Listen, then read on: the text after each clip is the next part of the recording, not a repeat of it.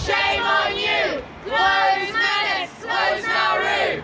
Hey Turnbull, shame on you! Close Manus, close Nauru! Hey Turnbull, shame on you! Close Manus, close Nauru! Hey Turnbull, shame on you! Close Manus, close Nauru! Hey Turnbull, shame on you! Close Manus, close Nauru! Hey Turnbull, shame on you! Close Manus, close Nauru! From Australia to UK, refugees are here to stay! From Australia to UK, refugees are here to stay! From Australia to UK! My name is Lizzie O'Shea and I'm a human rights lawyer from Australia. And you've come all the way down up from Australia for this? No, I actually live here, but I did come all the way downtown because when my Prime Minister comes to town, I want him to know that I'm not happy with his immigration policy. I'm here today because I think it's quite disgraceful, really, that the policy exchange is rewarding the Turnbull government for their immigration policy, which is clearly discriminatory, and the treatment of refugees and asylum seekers in Manus Island and Nauru is atrocious, and it's a disgrace really for Australia. And to be rewarded by the Home Secretary of the UK with an award for the immigration policy is just abhorrent to me.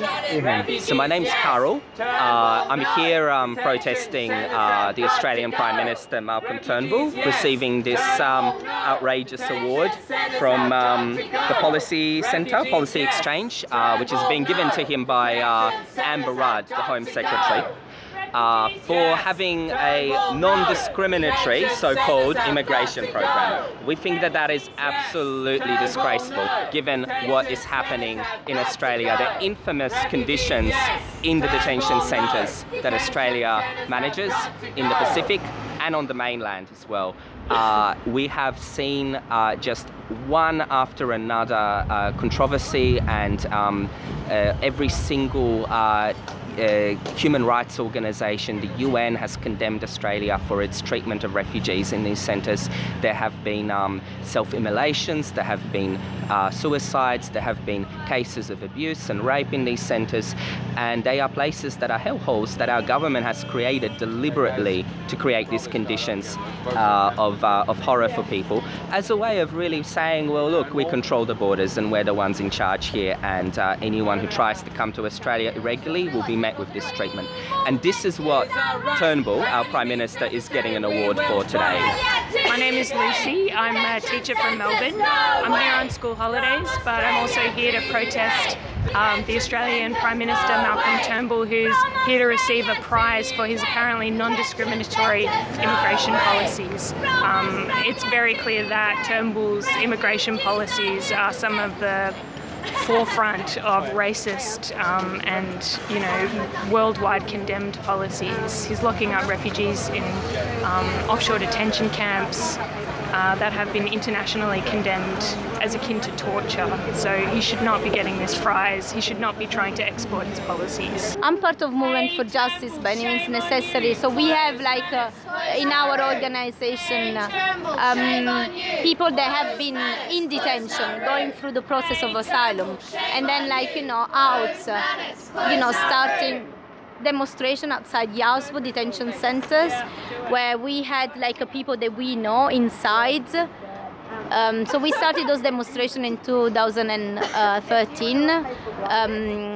A tiny group of ex-detainees plus other activists. There's a number of offshore detention centres, including Nauru, which is in the Pacific, as well as Manus Island, which is in Papua New Guinea. There's also Christmas Island, which is in the Indian Ocean. All these places detain refugees, including women and children, as well as detention centres within the mainland of Australia. There are also large numbers of refugees who are left to rot in Australian society without access to welfare or the right to work, and those people are just spending time waiting for the government to give them refugee status. And we don't think any of that is appropriate. People should be treated with respect and given welcome and comfort when they arrive here from war-torn places. Here in the UK, in the middle of Bedfordshire, there is a detention centre just for mainly women, and there is indifferent. There is no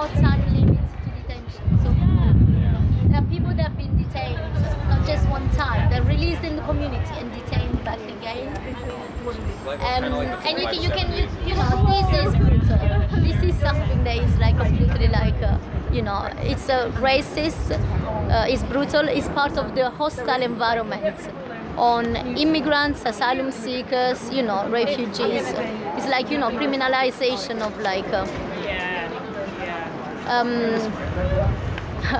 like communities. It's something that we need to fight right here in the UK, you know. Theresa May has presided to this, you know, brutal and racist immigration system. And we know that there is another immigration law that is just like around the corner. We need to make sure, you know, in the UK, that there is, in the UK, yeah, definitely. It's part of like, you know, even the referendum, like with Brexit, we have seen already like a rise in racist, you know, attacks on the streets. There is a hostile environment that is calculated. This is a policy of Theresa May. You know, she called it a hostile environment for immigrants. And then like those demonstrations have been growing, you know, and we, you know, last demonstration we were like 2,000 people, like from, you know, so many like strands of the community, like students, different like organizations. So women like, you know, asylum seekers, refugees are fighting for their right to stay here. This is a fight that, you know, is like happening right now in the UK.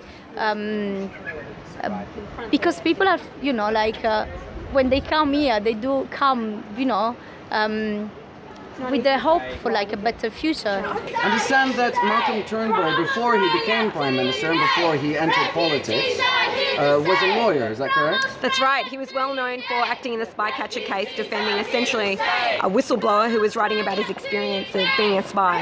And he defended that on the basis of free speech. It's now interesting because, of course, he's now very much advancing the Conservative cause in favour of surveillance in Australia. So that means a number of things. It means supporting the policy of mandatory data retention in Australia, supporting increased powers for our intelligence agencies and spying agencies, and most recently he was at he sent his Attorney General to represent Australia at the meeting of the Five Eyes, where they talked about finding ways to break down encryption for the purposes of advancing counter-terrorism policy, which I think is greatly alarming. And I think nobody should consider Malcolm Turnbull to be a friend of a free and open internet. Attempts to challenge the detention policies within Australia have been unsuccessful, or have there been any successful decisions from the court? Well, mainly unsuccessful, but what has been successful is a movement of people on the street. So last year, the Australian government decided that it was legal to send 267 people who had been brought off Nauru and Manus to Australia for medical treatment because there just wasn't the facilities on those islands to look after them. It decided that those people, including kids in schools, people who'd been living in the community, it was okay to rip them out of the communities and send them back into those hellholes. And in response to that failure of the courts to legislate for justice, there was a people power movement. So people came onto the streets, teachers came out in these t-shirts saying, you know, those are our kids, we're not gonna let them go back into those hellholes.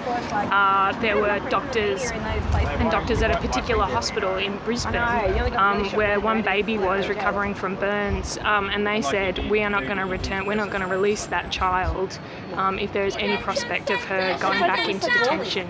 And there was that, since that movement of people and that standoff of those hospital workers in Brisbane, not one of those people has been sent to Nauru Manus Island.